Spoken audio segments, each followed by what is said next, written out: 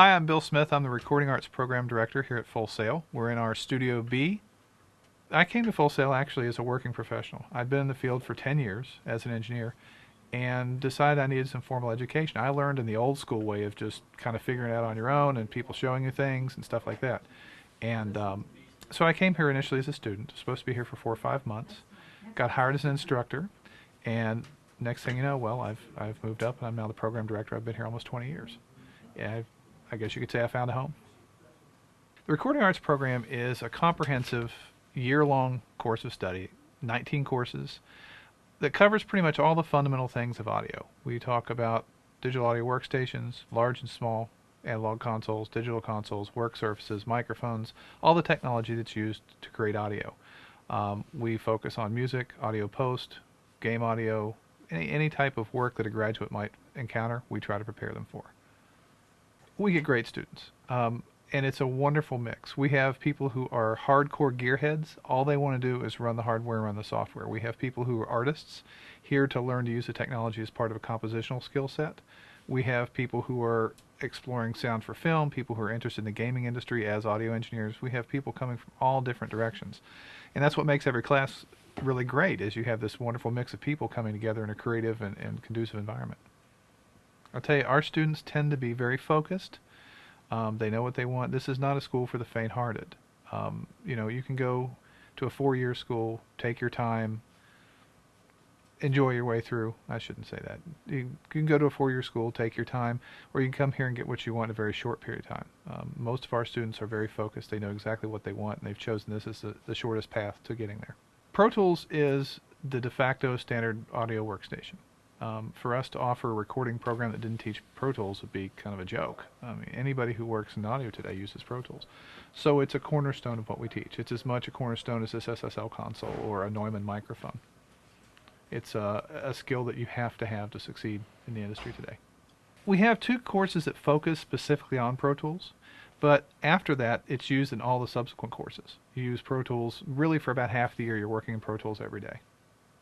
The way it's set up is we spend some time learning to use the system, and after that we put it into application mode. So you're just getting hands-on time using the system in different, for post work, for music work, for a number of different things, so that you've learned it from a textbook standpoint, and then you spend a lot of time, you actually spend more time in application than you do in the traditional just learning Pro Tools. The industry does change quickly and constantly. Fortunately, the concepts stay the same. So the principle of what a workstation does or what a console does, that doesn't change. But the tools themselves evolve, new features, new functions, better performance. And so we're always upgrading. Every year, constantly, we invest in huge amounts of new equipment, new hardware, new software. It's inherent. To stay current in the industry, you have to do that. Just this year, we installed 12 new SSL AWS 900 Plus consoles in our Mixed Palace facility. That is pretty much the top of the line, best small format console on the market today. It's an analog performing console with SSL signature sound quality and functionality. It's tied to a workstation controller that we have interfaced with Pro Tools HD, so you're using both of the most common tools in audio together. The Mixed Palace itself is a 24 studio facility. 12 of the rooms have the SSL connected to Pro Tools HD. The other 12 rooms have a DigiDesign Icon system with a D control. So the entire place is about as sophisticated as you can get. It's all server networked to our large studios, so you can transfer files back and forth from anywhere to anywhere.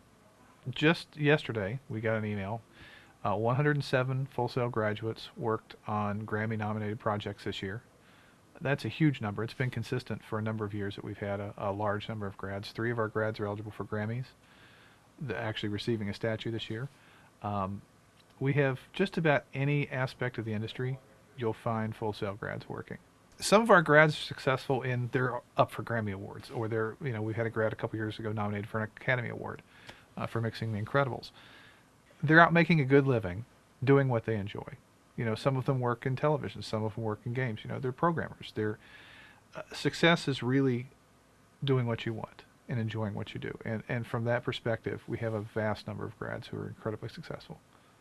I started without going to school. I'd been working as an engineer 10 years before I came to Full Sail. I wanted to get a deeper knowledge. I wanted to get better at what I did. But when I started, I traded favors. I'd clean the studio in exchange for learning how to run a compressor. Or I'd, cut tape and do all the other tasks that nobody wanted to do in exchange to get to use the studio. I mean, I came up from that system.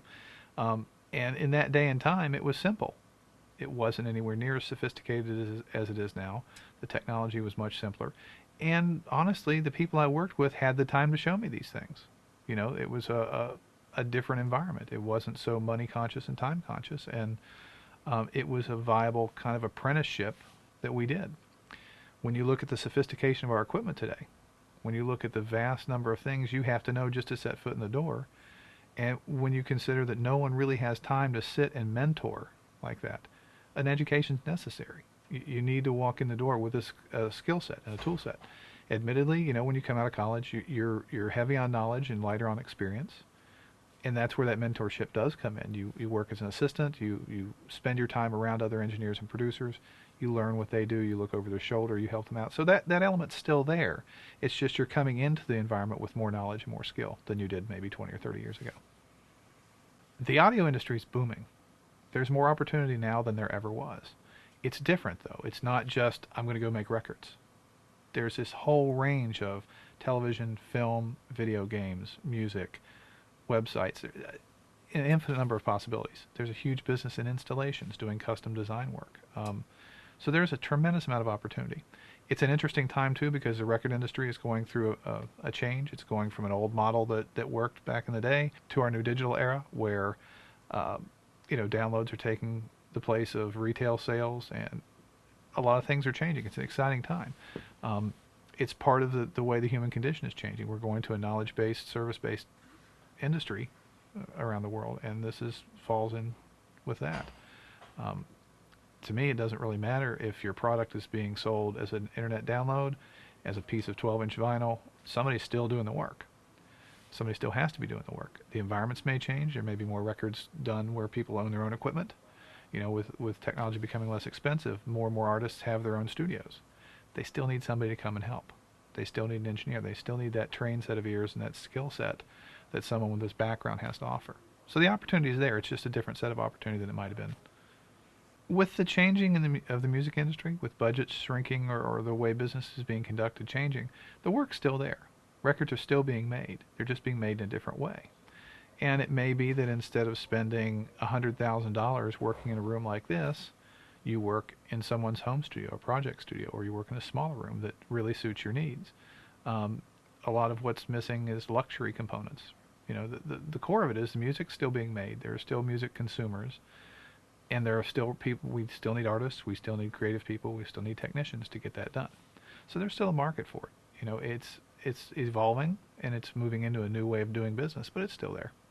I can't see any reason to continue selling physical product when you can, as bandwidth increases and data compression increases, I can't see any possible reason why physical product would remain. I hate to say that because I love going to the record store. My whole life it's been something I've enjoyed doing is, browsing through records, and I still own plenty of vinyl.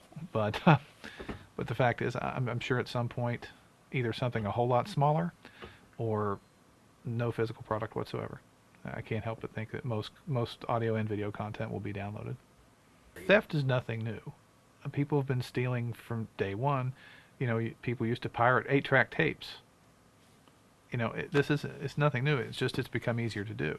So that instead of someone in a warehouse somewhere, storage unit was illegally copying things, anybody with a computer can burn copies. It's always been a problem. It always will be a problem. That's part of where the evolution is taking place, is to a business model that allows the owners of content to maintain some kind of control of their product and get paid fairly for it, and users to have a convenient way to get music or get film or video or whatever it is they're looking for. I'm completely optimistic about the future. There are going to be great new technologies that emerge that allow everyone to get their fair play. It'll take a while. It'll probably take a lot more kicking, screaming, and disagreement to get there. But eventually, when there's someone who has a product that's worthwhile, it has value, and people want it, there will be a delivery mechanism where that product is available for a fair price or whatever the market will bear, and people will buy things. We're in a transition stage right now where piracy is easier than purchasing. We get to a point where that's no longer true, then it'll resolve itself. Yeah, I have no qualms that we'll get there. The advice I'd give somebody really is to search their heart, to think about what it is that really drives them, what they're really passionate about. If you love film. If you love movies and nothing moves you more than a great sounding feature film, it's going to be a whole lot easier for you to pursue that path. And the opportunities there in whichever direction you want to go. It's really, if you're inspired and you're passionate about that subject, about that type of work, you'll overcome the obstacles. You'll make the effort. You'll be willing to make the sacrifices. You'll be willing to do what it takes to get there. So my advice is really search your heart and find out what really drives you.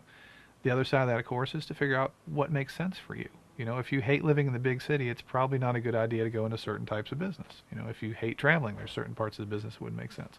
And again, it's a matter of searching your heart, finding your true passion and pursuing it.